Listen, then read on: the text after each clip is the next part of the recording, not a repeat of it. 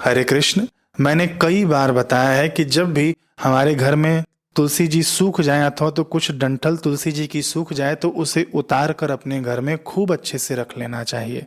देखिए, जैसे हम लोग सोना चांदी रखते हैं ना, ऐसे ही तुलसी जी की सूखी लकड़ी भी हमको रखना चाहिए, इतनी कीमती होती है। शास्त्र इसीलिए तो कहते हैं कि पत्रम पुष्पम फलम मूलम तुलसी संभवम सर्वम पावनम मृत्तिकादिकम, यानी उसकी मिट्टी भी पावन है, उसका पत्र भी पावन है, उसका छिलका भी पावन है, उसका फूल भी पावन है, उसका डंठल भी पावन है, सब कुछ तुलसी जी का पावन माना गया है। अब देखिए, जैसे अमावस्या तिथि होती है, संक्रांति हो गई, व्यतिपात हो गया, पूर्णिमा हो गई, ग्रहण काल हो गया, तो इस समय तुलसी पत्र नहीं उतारना चाहिए पौधे से। द्वादशी के दिन भी नहीं उतारते हैं। तो लोग पूछते हैं कि हमारी पूजा में हम लोग तुलसी पत्र चढ़ाने का नियम रखते हैं, तो हम क्या करें? तो उस जगह पर तुलसी पत्र की जगह पर आप केवल सूखे डंठल को अर्पित कर देंगे ना तुलसी जी के, तो भी आपका नियम पूरा हो जाएगा और वही पुण्य फल, पुण्य लाभ आपको मिलेगा। जी हाँ, इतनी महिमा है। और भी खूब सारी महिमा है, मैं अलग से इसके ऊपर वीडियो बनाऊंगा। तुलसी जी की सूखी लकड़ी का क्या उपयोग कर सकते हैं, ठीक। लेकिन अभी कार्तिक मास चालू है, तो कार्तिक मास में दीपदान की बड़ी अद्भुत महिमा है। अभी मैंने वीडियो बनाकर अपलोड भी किया है, देख लेना उसे। देखिए, शास्त्र कहते हैं कि तुलसी पावके नाथ यो दीपम कुरुते हरः दीप लक्ष्य सहस्राणाम पुण्यम स लभते फलम सतेन सदृशो लोके वैष्णवो भुवि दृश्यते। इसका अर्थ है कि जो मनुष्य तुलसी की अग्नि से भगवान को दीप दिखाता है, जैसे हम लोग कोई दिया जलाते हैं तो रुई की बत्ती रखते हैं ना, और वह रुई की बत्ती जलती है, तो दीपक में आपको ना तुलसी की लकड़ी रख के जलानी है। और वह जो दीपक है, यदि आप भगवान को दिखाते हैं, शालिग्राम शिला के आगे यदि दिखाते हैं, तो 1,00,000 दीपक दान करने का कार्तिक मास में आपको पुण्य मिल जाता है। मैं तो कहूंगा इसे रोज करिए, रोज दिखाइए। शालिग्राम भगवान यदि नहीं हो तो जरूर ले जाइए, सभी के घर में शालिग्राम भगवान होने चाहिए। देखिए, अभी आप लोग पूछते हैं, प्रश्न आते हैं कि हमारे घर में शालिग्राम भगवान नहीं है, लेकिन स्त्रियों को छूना मना होता है, इनको छूना मना है, ये छूना मना है। तो देखिए, विभीषण जी है ना, विभीषण जी के अंदर भक्ति है, तो वो राक्षस नहीं हुए, वो नीच नहीं हुए, वो सरताज हैं, राम जी के और लक्ष्मण जी के सेवा कार्य में उपयोगी हुए हैं। तो अपने आप को हीन मत मानिए। माताएं बहनें, जिनके अंदर भक्ति भावना हो, वे लोग शालिग्राम शिला की पूजा आराधना कर सकते हैं। मासिक धर्म में शालिग्राम शिला के आसपास नहीं जाना चाहिए, ठीक है। और भी बहुत सारी महिमा है शालिग्राम शिला की। मैं तो कहूंगा कि प्रत्येक घर में शालिग्राम शिला होनी चाहिए, लेकिन ये पॉलिश किया हुआ शालिग्राम शिला मत रखना। खैर, हम लोग आगे बढ़ते हैं कि शालिग्राम शिला के आगे यदि आप तुलसी जी का बना हुआ दीपक दिखाते हैं, तो 1,00,000 दीपक दान करने का कार्तिक मास में आपको पुण्य मिल जाता है। तो आइए फटाफट हम देखते हैं कि दीपक कैसे बनाना है। तिल के तेल का भी दीपक बन जाता है, घी के बत्ती का भी दीपक बन जाता है, लेकिन तिल के तेल वाला दीपक जो हम लोग जलाते हैं ना, बड़े कम समय के लिए जलता है। यहीं आप घी की बत्ती का दीपक जलाएंगे ना, तो खूब अधिक समय तक जलेगा। आइए हम लोग वीडियो देखते हैं कि कैसे बनाना है।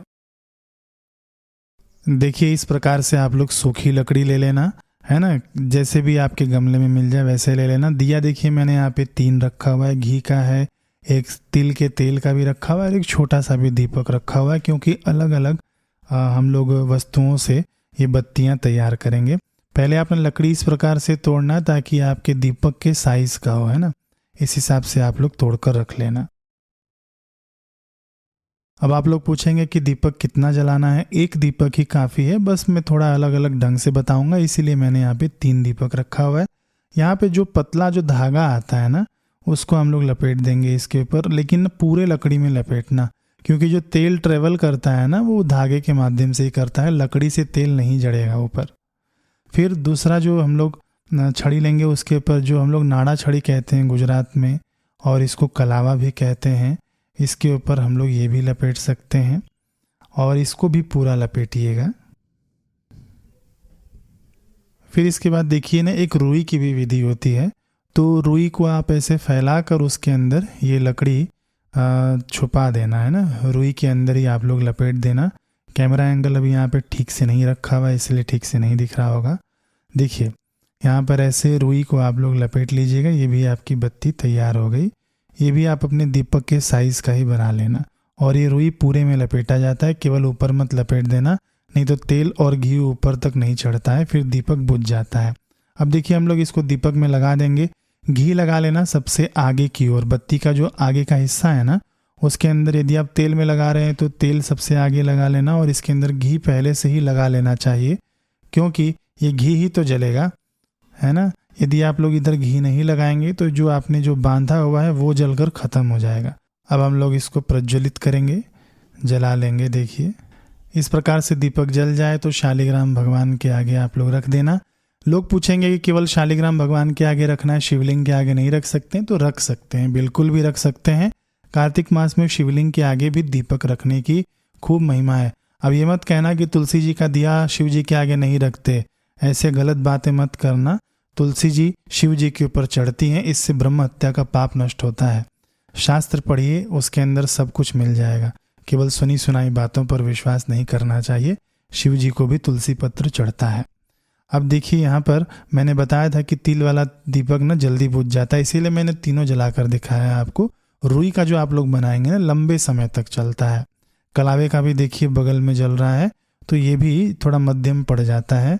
वहाँ पर हमने तिल के तेल का बनाया था, वो बुझ ही गया। मैंने तीनों इसीलिए बनाकर दिखाया ताकि आप लोगों को पता चल जाए कौन सा दीपक अधिक जलता है। ठीक है, ऐसी थी विधि। मिलते हैं अब हम लोग अगले वीडियो में। और भी कार्तिक मास में जो भी मुझे शास्त्रों से ज्ञात होगा मैं आप लोगों के लिए लेते आऊँगा। इसी चैनल पर बने रहिएगा, सब्सक्राइब कर लीजिएगा। हरे कृष्ण।